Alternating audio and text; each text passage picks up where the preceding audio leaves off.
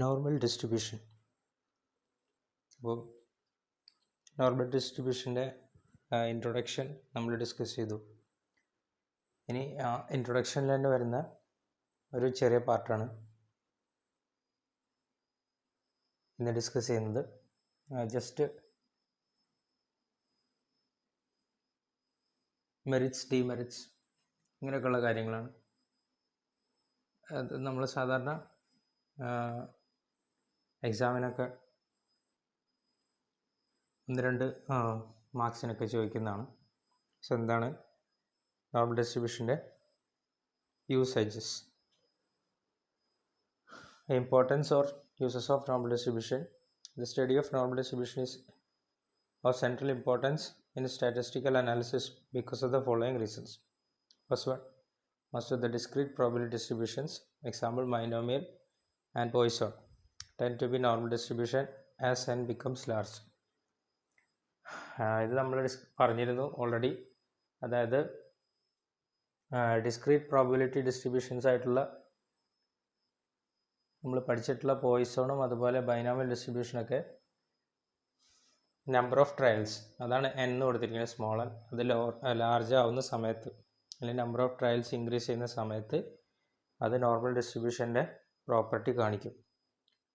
Almost all sampling distribution confirm to normal distributions for large values of n. നേരത്തെ പറഞ്ഞ same കാര്യം തന്നെ ആവർത്തിക്കുകയാണ്. എല്ലാ സാമ്പിളിംഗ് ഡിസ്ട്രിബ്യൂഷൻസും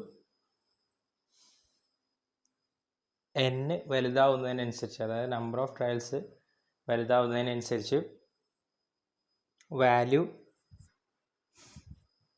എന്ത് ചെയ്യും? പോയിസോൺ ഡിസ്ട്രിബ്യൂഷനും അതുപോലെ ബൈനോമിയൽ ഡിസ്ട്രിബ്യൂഷൻ പോലെയുള്ള discrete probability distributions n large ആവുന്ന സമയം, n ലാർജ് ആവുന്നത് വഴി നോർമൽ ഡിസ്ട്രിബ്യൂഷൻ്റെ നേച്ചർ അല്ലെങ്കിൽ സ്വഭാവം കാണിക്കും എന്നതാണ്. ഓക്കെ, അടുത്തത് various test of significance are based on the assumptions that the parent population from which samples are drawn follows normal distribution.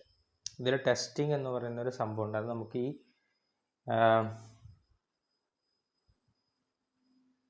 ഈ വർഷം, അതായത് നിങ്ങൾക്ക് പഠിക്കാനില്ല, സ്റ്റാറ്റിസ്റ്റിക്കൽ ടെസ്റ്റിംഗ് എന്ന് പറഞ്ഞിട്ട് ഒരു വലിയൊരു പോർഷൻ ഇത്തവണ ഒഴിവാക്കിയിട്ടുണ്ട്.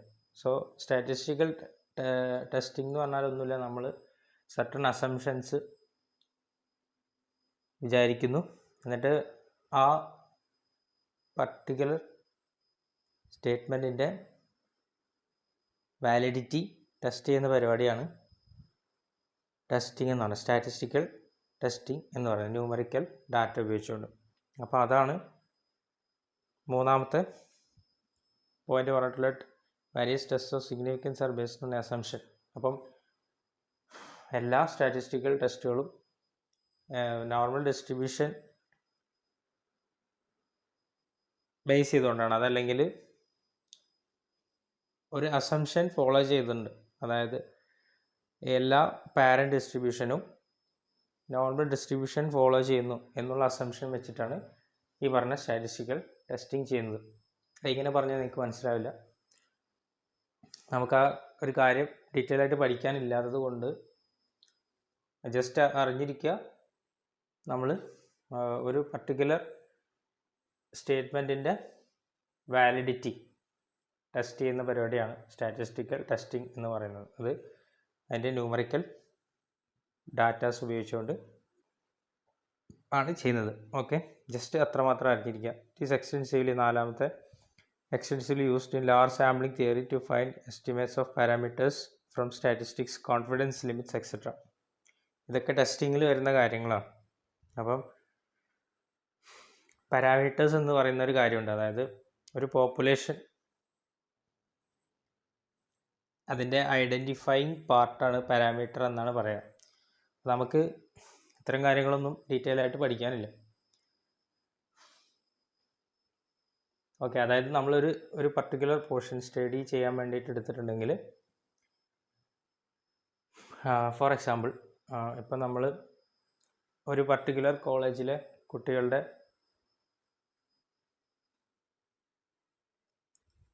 ആ പർട്ടിക്കുലർ കോളേജിലുള്ള ഏതെങ്കിലും ഒരു കോഴ്സിൻ്റെ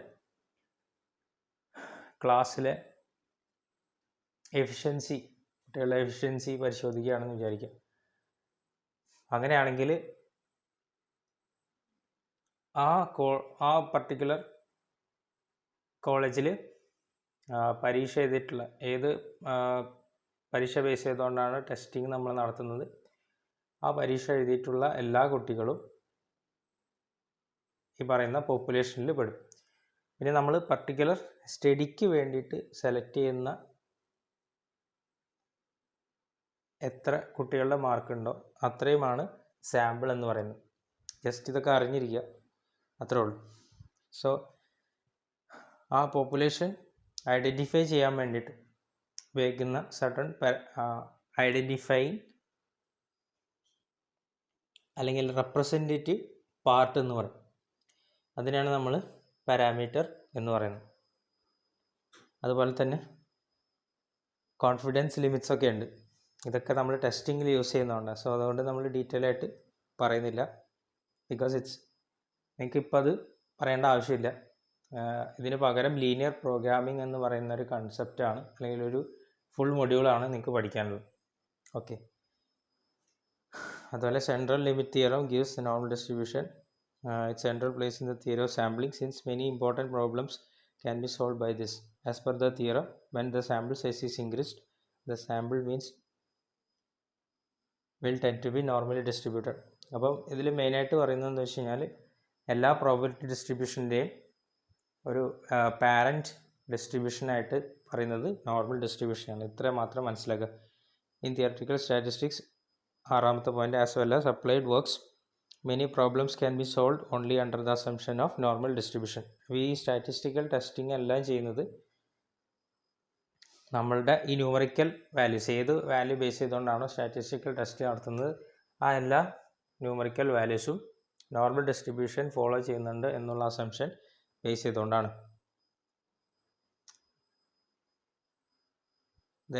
ഏഴാമത്തെ, normal distribution has numerous mathematical properties which make it popular and comparatively easy to manipulate.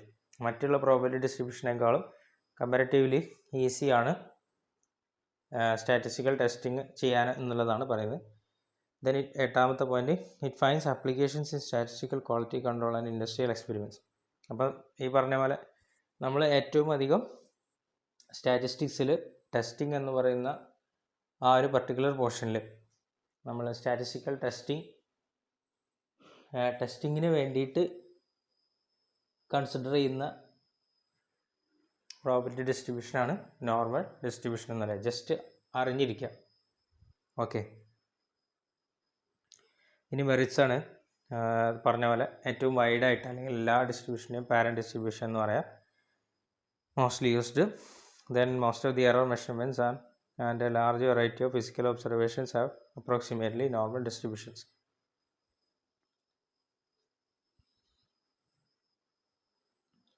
The next, normal distribution has a number of mathematical properties. The next one, most of the distribution in nature are either normal or that can be approximately to normal. അപ്പം എല്ലാ പോയിന്റുകളും പറയുന്നത് normal distribution എന്ന് പറയുന്നത് statistical ഡിസ്ട്രിബ്യൂഷൻ്റെ ഒരു parent ഡിസ്ട്രിബ്യൂഷനായിട്ടാണ് പറയുന്നത്. എല്ലാ statistical ടെസ്റ്റുകളും ചെയ്യുന്നത് നമ്മുടെ കയ്യിലുള്ള numerical data normal distribution follow ചെയ്യുന്നു എന്നുള്ള അസംഷൻ വെച്ചുകൊണ്ടാണ്. അതല്ലെങ്കിൽ നോർമൽ ഡിസ്ട്രിബ്യൂഷനോട് നമ്മൾ അപ്രോക്സിമേറ്റ് ചെയ്തിട്ടാണ് ചെയ്യുന്നത്. Okay. Demerits. The variables which are not continuous cannot be normally distributed. Therefore, many distributions in economics cannot be studied under normal distribution. അപ്പോൾ നമ്മൾ നേരത്തെ പറഞ്ഞ ഡിസ്ക്രീറ്റ് പ്രോബബിലിറ്റി ഡിസ്ട്രിബ്യൂഷൻസ്, അതായത് പോയ്സോൺ, ബൈനോമിയൽ ഡിസ്ട്രിബ്യൂഷൻ, ഇങ്ങനെയൊക്കെയുള്ള കാര്യങ്ങൾ എന്താണ്, അത് ഡിസ്ക്രീറ്റാണ്. Values R discrete. പക്ഷേ നമ്മളിപ്പം ഇതിൽ പറയുന്നത് variables which are not continuous cannot be normally distributed. അപ്പം കണ്ടിന്യൂസ് അല്ലാത്ത വാരിയബിൾസ്, അതായത് നമ്മൾ എക്കണോമിക്സിൽ പഠിക്കുന്ന പല പല വേരിയബിൾസും, അതായത് പ്രൈസ്, ഡിമാൻഡ്, ഇതൊക്കെ എന്തല്ല കണ്ടിന്യൂസ് വേരിയബിൾസ് അല്ല. സോ അതുകൊണ്ട് തന്നെ നമുക്ക് എന്ത് ചെയ്യാം, നോർമലി ഡിസ്ട്രിബ്യൂട്ടഡ് ആണെന്ന് പറയാൻ കഴിയില്ല. സോ അതുകൊണ്ട് തന്നെ നമുക്ക് സ്റ്റാറ്റിസ്റ്റിക്കൽ ടെസ്റ്റുകൾ ചെയ്യാനായിട്ട് ബുദ്ധിമുട്ടാണെന്നുള്ളത്. Normal distribution cannot be applied to situations where the distribution is highly skewed. For example, distribution on income is very much skewed. Therefore, here normal distribution will not be appropriate. ഇനി അടുത്ത് പറയുന്നത് highly squid ആയിട്ടുള്ള ഗ്രാഫുകൾ. അതായത് നമ്മൾ പറഞ്ഞതാണ്, നമ്മുടെ കയ്യിലുള്ള അല്ലെങ്കിൽ നമുക്ക് തന്നിട്ടുള്ള ന്യൂമറിക്കൽ ഡാറ്റ ഒരു പർട്ടിക്കുലർ ഡിസ്ട്രിബ്യൂഷൻ ഫോളോ ചെയ്യുന്നുണ്ട്. അതിൻ്റെ ഗ്രാഫ് നോക്കുക, അത് ന്യൂമറിക്കലി അത് ഹൈലി സ്ക്യൂഡ് ആണ്. ഹൈലി സ്ക്യൂഡ് എന്ന് പറഞ്ഞാൽ ഒട്ടും സിമെട്രി കാണിക്കാത്തൊരു ഗ്രാഫാണെന്ന് വിചാരിക്കും. അപ്പോൾ അത്തരത്തിലുള്ള ഡിസ്ട്രിബ്യൂഷൻസ് അവിടെ എന്താവില്ല, നോർമൽ ഡിസ്ട്രിബ്യൂഷൻസ് ഇതിലേക്ക് നമുക്ക് അപ്രോക്സിമേറ്റ് ചെയ്തിട്ട് കാൽക്കുലേഷൻ ചെയ്യാൻ പറ്റില്ല എന്നുള്ളതാണ്. എക്സാമ്പിൾ ആയിട്ട് ഇൻകം ആണ് പറയുന്നത്. നേരത്തെ പറഞ്ഞ എക്സാമ്പിൾ തന്നെ നമ്മുടെ എക്കണോമിക്സിൽ വരുന്ന main variables price, demand, income, ഇങ്ങനെയൊക്കെയുള്ള കാര്യങ്ങൾ നമുക്ക് എന്ത് ചെയ്യാൻ പറ്റും, നോർമൽ ഡിസ്ട്രിബ്യൂഷനായിട്ട് അപ്രോക്സിമേറ്റ് ചെയ്തിട്ട് പ്രോബ്ലംസിൻ്റെ കാൽക്കുലേഷൻസ് ചെയ്യാൻ പറ്റില്ല എന്നുള്ളതാണ് ഒരു ഡീമെറിറ്റ് ആയിട്ട് പറയുന്നത്. ഓക്കെ.